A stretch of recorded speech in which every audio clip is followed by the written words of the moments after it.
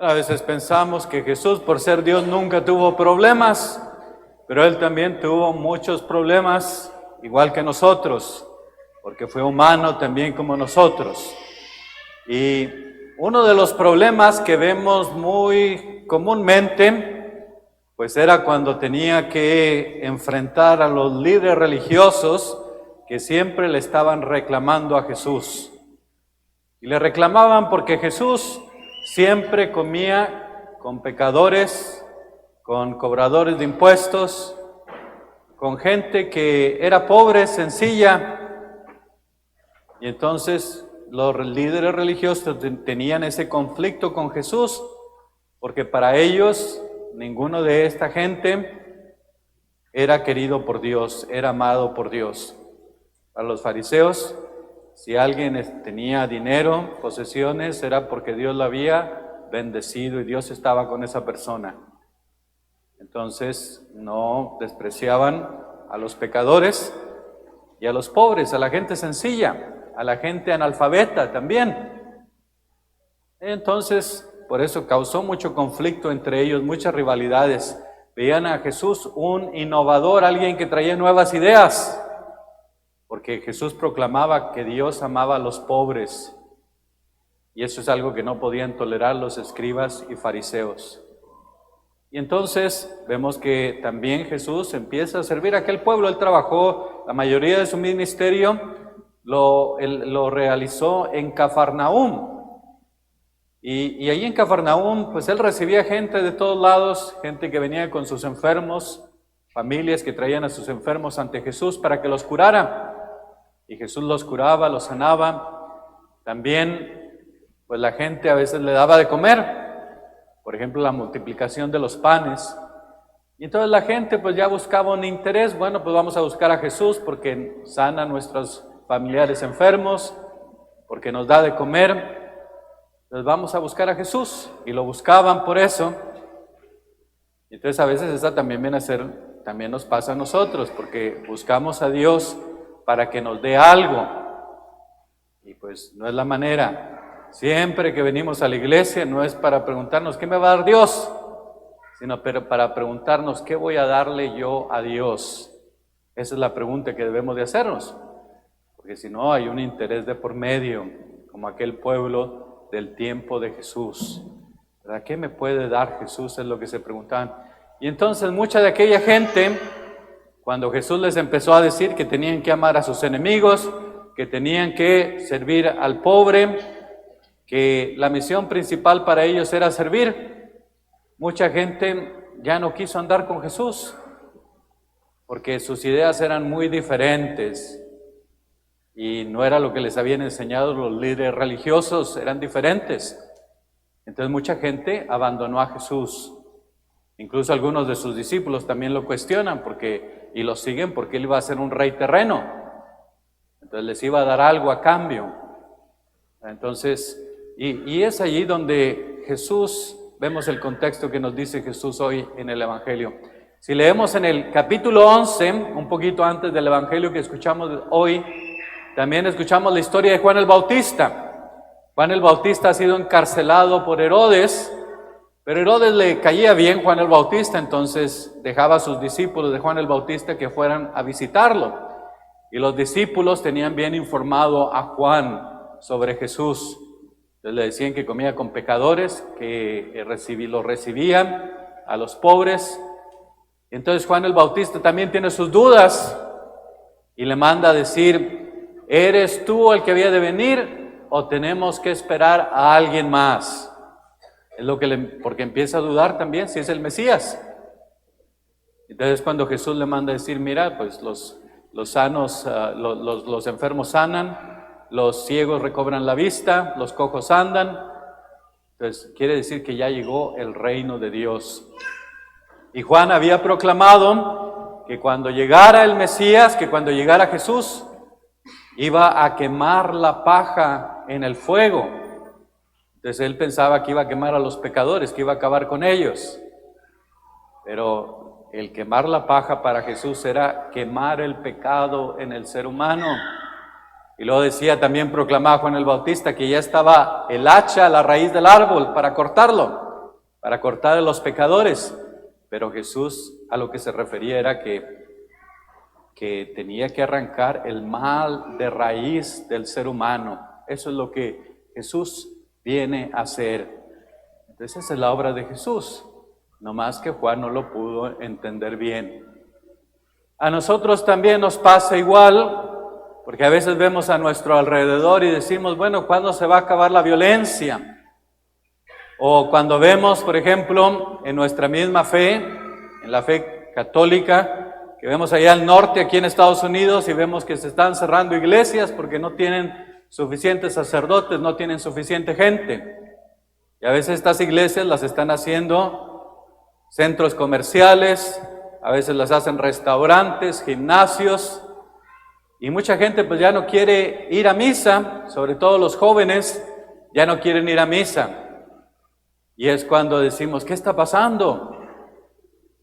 Y es cuando la gente que no quiere a los cristianos allá afuera se ríe y dice, mira, pues ya la iglesia, el cristianismo ya está por desaparecer.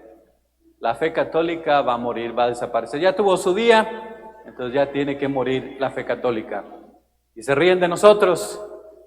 Y es cuando nosotros nos preguntamos, bueno, ¿cómo podemos reaccionar nosotros? Bueno, como podemos reaccionar nosotros es como reaccionó Jesús, que es lo que escuchamos en el Evangelio de hoy. Y por eso en ese contexto es donde dice Jesús, te doy gracias, Señor del Padre, Señor Padre del cielo y de la tierra, porque has enseñado estas cosas no a los sabios y entendidos, sino a la gente sencilla. Jesús podía ver la obra de Dios Padre, porque Él oraba. Y si nosotros no rezamos, no podemos ver la obra de Dios hoy en día. La importancia de que nosotros oremos, recemos, tengamos un tiempo para con Dios, es muy importante. Porque Jesús en esa oración, Él comprende que era parte del plan de Dios, que los líderes religiosos, Él pensaba que eran los primeros que iban a recibir la fe. Pero no la recibieron, rechazaron a Jesús, al Mesías, al Hijo de Dios. Y entonces por eso Jesús le da gracias a su Padre, porque dice, era parte de tu plan. No en el sentido de que Dios no los quisiera, sino que porque ellos por su orgullo no quisieron recibir la buena nueva, no quisieron recibir a Dios que estaba en medio de ellos. Y por su orgullo se quedaron sin Dios. Y Jesús le da gracias a su Padre y le dice, gracias Padre, porque así te ha parecido bien. Es decir, si hubieras recibido a ellos, a los líderes religiosos, a lo mejor hubiéramos tenido muchos problemas, hubieran excluido a los pobres, a los enfermos, a los pecadores de tu iglesia, no los hubieran querido. Y por eso dice Jesús, tú sabes bien lo que estás haciendo, veo lo que estás haciendo. Gracias, Padre, porque así te ha parecido bien. Has recibido a aquellos que son sencillos de corazón. Y a veces a nosotros también nos puede pasar igual, que porque tenemos cada idea, o que pues fue lo que me dijo los influencers que hay hoy en día, ¿no? Que te dicen cada cosa en los medios de comunicación. Y empiezan a decirte, esta idea, mira, esto es lo correcto. La iglesia está mal, Jesús está mal. Y te empiezan a meter otras ideas. Y a veces dices, ellos tienen razón. Y te dejas llevar por esas ideas. Pues eso es el orgullo también. Y el orgullo a veces no nos deja recibir a Jesús, no nos deja recibir su palabra. La importancia de que nosotros aprendamos a escuchar a Jesús en la oración. Porque allí es donde entendemos todo y podemos ver todo más claramente. Si no oramos, tenemos el peligro del orgullo. Y el orgullo siempre nos separa de Dios, porque nos creemos autosuficientes, nos creemos que lo sabemos todo. Y cuando una persona está llena, no hay lugar para Dios. En cambio, cuando una persona es humilde y tiene necesidad, busca a Dios. Por eso decía un obispo, decía, el peor pecado en la iglesia es que no tenemos pecadores. Es decir, porque si yo digo yo no tengo pecado, entonces no necesito a Dios, todo está bien en mi vida. ¿Para qué busco a Dios? Y en cambio, cuando nos sentimos débiles, que somos pecadores, que no podemos, buscamos a Dios porque necesitamos su ayuda, porque sin Dios no podemos. Es a lo que se refiere Jesús. Y luego por eso le da gracias a su Padre y lo bendice y nos dice a continuación, dice, vengan a mí todos los que estén cansados y agobiados por la carga, que yo los aliviaré. El que nos puede dar el descanso es Dios, nadie más. Entonces, el ser humano fue creado para el Evangelio y estamos programados para el Evangelio. Y si buscamos allá afuera en tantas cosas, placeres, cosas materiales, muchas veces nuestro corazón va a estar sin descanso. Es decir, es como si estuviéramos tratando de darle al blanco y nunca lo hacemos porque siempre necesitamos algo más y nunca nos llena nada. Entonces nuestro corazón está vacío. Por eso Jesús nos dice, vengan a mí todos los que estén cansados y agobiados por la carga, que yo los aliviaré. ¿Dónde encuentra descanso el ser humano? En el Evangelio. En Jesús encuentra uno el descanso. Yo creo que es tiempo que nos quitemos todas esas ideas, ¿verdad?, que a veces nos oprimen. A veces nuestras cargas del pasado que decimos, pues es que yo hice esto mal o me hicieron este mal. Todo eso hay que dejarlo ya en las manos de Dios, dejarlo atrás. Dios no quiere que traigamos cargas. Y por eso nos dice, vengan a mí, confíen en mí, vengan a mi evangelio, reciban mi palabra. Y ahí es donde van a encontrar ustedes su descanso, su paz, su felicidad. Y por eso dice, aprendan de mí, que soy manso y humilde de corazón. Manso quiere decir, es el que no actúa con violencia. El que nunca actúa con violencia, ese es el manso. El que busca también la justicia. No quiere decir que se va a quedar uno por manso con los brazos cruzados, sino que debe buscar también la justicia. Dice, porque mi corazón es manso y humilde. Y así es como nuestro corazón está llamado a ser un corazón manso y humilde, que ponga su confianza en Dios. Había una señora por ahí que también muy preocupada, a lo mejor le faltaba confiar un poquito en Dios, y fue el padre a verla en el asilo, estaba en el asilo, y estaba muy preocupada, y llega el padre y le dice, ¿cómo está, señora? Dice, pues no estoy bien, dice, estoy muy, muy preocupada. Y le dice el padre, bueno, ¿la tratan mal aquí en el asilo? ¿Qué pasa? Dice, no, todos me tratan muy bien, ¿le falta algo, comida o algo? No, me alimentan muy bien, todo está bien. Dice, entonces, ¿qué le preocupa? Y lo dice, pues es que todas mis amigas, dice, pues ya murieron, ya todas están muertas. Dice, pues nomás yo soy la única que quedó viva. Dice, y pues me preocupa mucho qué estarán pensando. Dice, yo creo que están todas en el cielo. Dicen, ya han de estar pensando, dice, ¿y Aurorita para dónde la mandaron? ¿Se iría al infierno o qué? Porque no la hemos visto aquí.